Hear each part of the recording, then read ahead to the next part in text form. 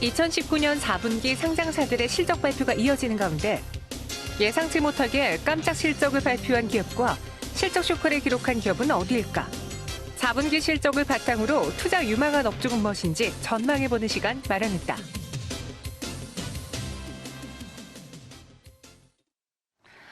신종 코로나 바이러스라는 변수로 인해서 약간 묻힌 감이 있지만 그래도 우리는 4분기 실적 시즌을 겪고 있는 중입니다. 따라서 그에 따라서 희비가 엇갈리는 종목들이 많은데요. 이번에 긴급 점검해 보도록 할게요. 저희 4분기의 실적 시즌에 대한 이야기는 이베스투자증권 투자전략팀 신중호 투자전략팀장과 함께합니다. 안녕하세요. 네, 안녕하십니까. 네, 안녕하세요. 네. 이번에는 정말 실적에 대한 뉴스가 쏟아지긴 해도 반응이 그리 크지 않은 게 워낙 시선이 좀 다른 곳으로 갈려져 있잖아요. 네, 그렇죠. 그래도 좀 정리를 해보자면 지금까지 성적표 한 어떻습니까? 결과론적으로는 눈높이가 많이 낮아지다 보니까 네. 예상보다는 잘 나오고 있어요. 이를테면 4분기 영업이익 기준으로는 이제 실제로는 초반 시작할 때, 실적 시작됐을 때는 한 13조 초반 정도였는데 지금은 다 나온 건 아니지만 그래도 조금씩은 올라가고 있다. 그러니까 발표된 기업들이 굉장히 안 좋을 거라고 봤지만 그보다는 조금씩 나아. 그러니까 YOY 그 전년 대비든 뭐 전분기 대비로는 사실은 꺾인 건 맞거든요. 그리고 네. 전통적으로 4분기 같은 경우에 일회성 비용이라든지 여러 가지가 이제 많이 반영이 되다 보니까 항상 10년간으로 보면은 뭐 실적을 100으로 보면 거의 한 80%도 안 나오는 수준이다 보니까 그동안 많이 좀 하락 조정이 되다 보니까 그런 상황이고요. 다만 이제 뭐 아까 처음에도 말씀드렸지만 이런 실적이 그래도 생각보단 나쁘지 않다라는 뉴스는 나왔지만 또 이거보다 더 큰 물결이 이제 휘몰아치다 보니까 네. 상대적으로 조금은 좀 이런 것들이 좀 가려져 버린 그런 상황이지 않겠냐라고 보고 있습니다. 오히려 눈높이가 낮아지면서 지금 예상치보다는 선방하는 모습을 보여주고 있다라고 네. 이야기해 주셨는데 이번에 깜짝 실적을 발표한 종목들도 꽤 있어요. 이제 네, 뭐 네. 삼성바이오로직스라던가 한국금융지주, 뭐 중소형에서는 나스미디어도 찾아볼 수 있을 텐데 대표적으로 와, 이 종목 진짜 예상 외였다라는 종목을 좀 꼽아주시면 어떤 것이 있을까요? 뭐 많이들 놀라신 게 어저께 조선주가 상당히 주가가 좋았거든요. 네. 물론 시장 전체적인 분위기가 나쁘진 않았지만 뭐 철강이나 시크리컬을 조금 많이들 어저께 낙폭 과대다라면서 끌어올렸었던 게 이제 한국조선해양이 실적 발표하면서 네. 생각보다 좋은 실적 아니면 뭐 굉장히 안 좋을 거라고 봤었죠. 왜냐하면 자산 상각이라든지 대선 충남 같은 것들이 이 시크리컬 쪽에 상당히 많았었는데 그런 것들을 반영하더라도 나쁘지 않았다라는 뉴스가 나왔었던 것 같고요. 그리고 특히나 이번에는 약간 계약 변경 이슈이긴 하지만 그 해양이나 플랜트 부분이 흑자 전환했던 부분들이 손실 충당금이 이제는 예상보다 크진 않구나라는 게 좀 환기가 되면서 어제 하루 정도는 상당히 좋은 모습을 보였습니다. 거기다가 네. 현대중공업 지주가 이제 뭐 자사주 소각이나 배당 성량을 그래도 70% 유지하겠다. 그러니까 결국 우리나라에서 좀 안 좋았던 게 계속 배당이라든지 주주 환원 정책에 대한 이슈였는데 이것도 계속 유지해주겠다는 내용이 나오다 보니까 시크리컬이긴 하지만 그래도 이제는 조금씩은 사볼 만한 모멘텀을 주는 거 아니냐라는 내용들이 나온 하루였다라고 보시면 될 것 같아요. 오늘은 두 종목 다 좀 매도 물량 나오고 있긴 네. 하지만 어제 이렇게 호실적이 나온 한국조선해양 경우에는 12% 넘게 급등을 했고요. 현대중공업 지주도 15% 넘는 강한 흐름을 보여줬습니다. 네. 그럼 이렇게 깜짝 실적을 발표한 종목들 외에 전체적으로 역시 눈높이만큼 좋지 않았던 좀 부진했던 업종이 있다면 무엇이 있었을까요?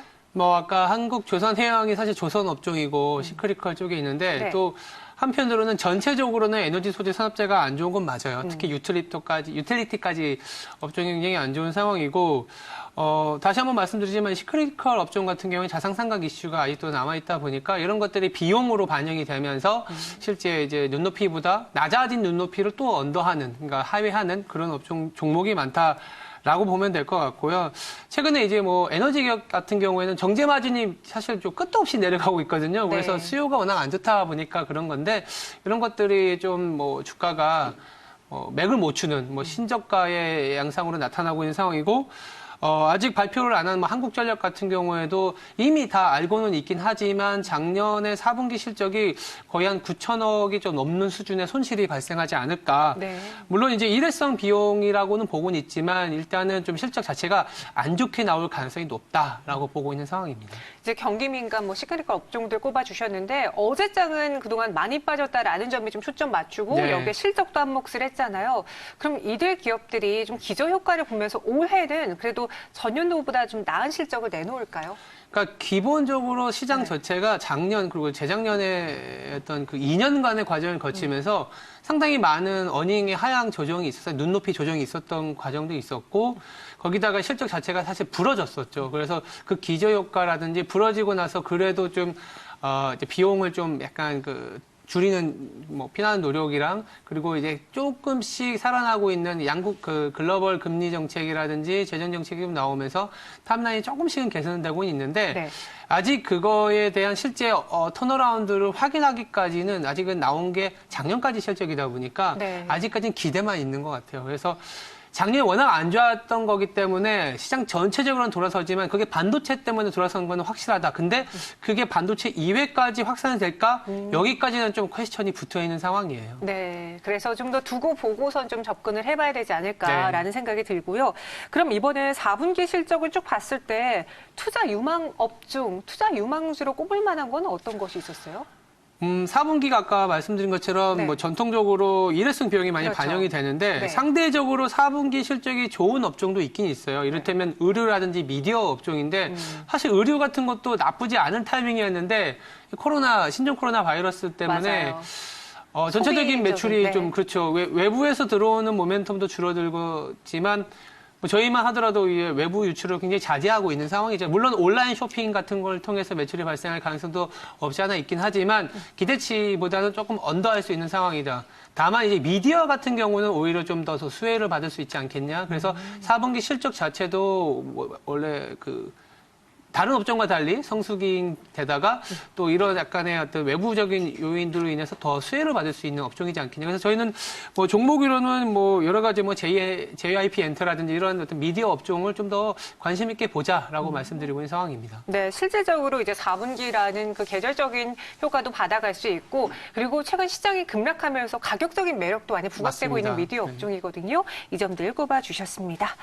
그럼 좀 더 시선을 멀리 내다볼게요. 이번 1월 그리고 연초에는 말들이 많았어요. 미국과 이란 사태도 있었고 코로나 바이러스도 있었고 이 사태가 지나고 난 다음에는 우리가 무엇을 봐야 될지 2월 달과 3월의 증시를 좀 미리 전망해 보자면요. 일단 기대감에 의해서 저희가 가만히 보면은 뭐 작년 8월부터 지금까지 한 6개월 정도 주가가 올라온 상황이에요. 그리고 네. 주가가 올라온 가장 큰 모멘텀은 아무래도 반도체의 어떤 턴어라운드, 그렇죠. 그로 인한 삼성전자, 하이닉스가 그래도 시장을 끌고 왔었던 모멘텀이었는데 지금도 나쁘다는 얘기를 드리는 건 아니지만 지금부터 2분기, 3분기를 봤을 때의 반도체 업황에 대한 모멘텀의 크기는 좀 줄어드는 구간이거든요. 그러다 보니까 그러니까 실적 자체가 작년보다는 올해가 높아지는 건 맞아서 맞는데. 지수 레벨 자체는 높아진 건 맞다. 근데 여기서 더 좀 신고가라든지 아니면 미국처럼 이렇게 계속 추세를 타고 올라가는 장이었으면 좋겠는데 네. 그것까지는 기대하기는 좀 어렵지 않겠냐라는 부분도 있고요. 더불어서 우리가 2, 3월에 좀 챙겨봐야 되는 이슈가 네. 여러 가지가 있는데 지금 미국장이 올라가는 거가 이제 실적이라는 모멘텀도 있지만 연준이 어쩌면 좀 더 약간 통화 정책을 좀 완화시켜줄 수 있을 만한 게 있지 않겠냐. 그 신종 코로나 바이러스 때문에 2월, 3월은 누구나 보듯이 그러니까 경제 지표가 깨질 것이고 맞아요. 그러면 2월에는 없지만 3월에 FOMC가 있거든요. 3월 중순에. 그러면 이때 넌지시 약간의 어떤 상반기 내지는 연말에 그 금리 인하에 대한 기대를 좀 주지 않겠냐라는 게 시장에 녹여 있어요. 이미 더 많이 반영을 했고요. 네. 근데 당장 그 경기 지표가 깨지지 않는 상황에서는 연준에서 먼저 금리 인하 스탠스를 내비치지는 않을 것 같아요. 그러면 시차가 있을 것 같거든요. 그게 2월, 3월에 약간의 어떤 그 상승 탄력을 좀 둔화시키는 이슈지 않겠냐 생각이 들어서 나쁘진 않지만 이 이상의 모멘텀을 주기에는 좀 상방이 좀 제한된 상황이지 않겠냐. 이렇게 바라보고 있는 상황입니다. 네, 그럼 전체적으로 2020년의 실적도 마지막으로 코멘트 들어볼게요.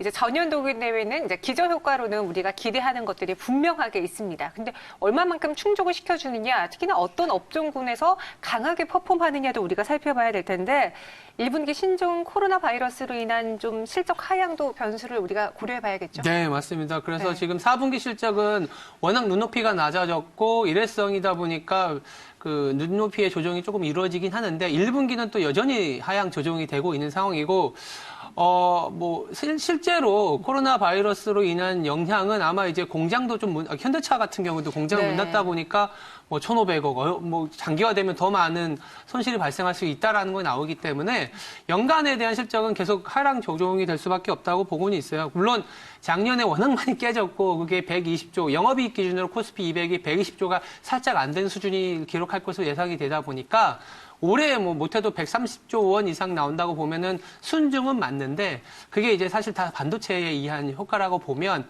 일단은 업종으로 이렇게 구분하기는 되게 어려울 것 같아요. 일부 업종, 미디어라든지 이런 업종은 맞지만 이제는 케이스 바이 케이스, 즉 기업별로 이제 종목을 찾아봐야 되는 아주 어려운 구간일 수도 있겠다는 생각은 드는데 한편으로는 또 인덱스는 조금 안정권으로 가면서 종목 장세가 펼쳐지는 구간으로 접어들었다는 얘기를 드리고 있고 사실 종목 중에는 특히 중소형주 같은 경우에는 자기 이제 내재 가치 대비해서 엄청나게 할인된 것들이 많거든요. 네. 그런 종목들이 조금은 좀 어떻게 보면 트레이딩 할 수 있는 구간에 접어드는 상황이 아니겠느냐라고 말씀드리고 있습니다. 이제 지수의 상승은 가능하지만 상단이 막혀 있기 때문에 그 안에서 전체적인 지수 추종보다는 종목별로 좀 우리가 네. 공략을 해봐야겠네요. 지금까지 신중호 전략팀장과 함께했습니다. 고맙습니다.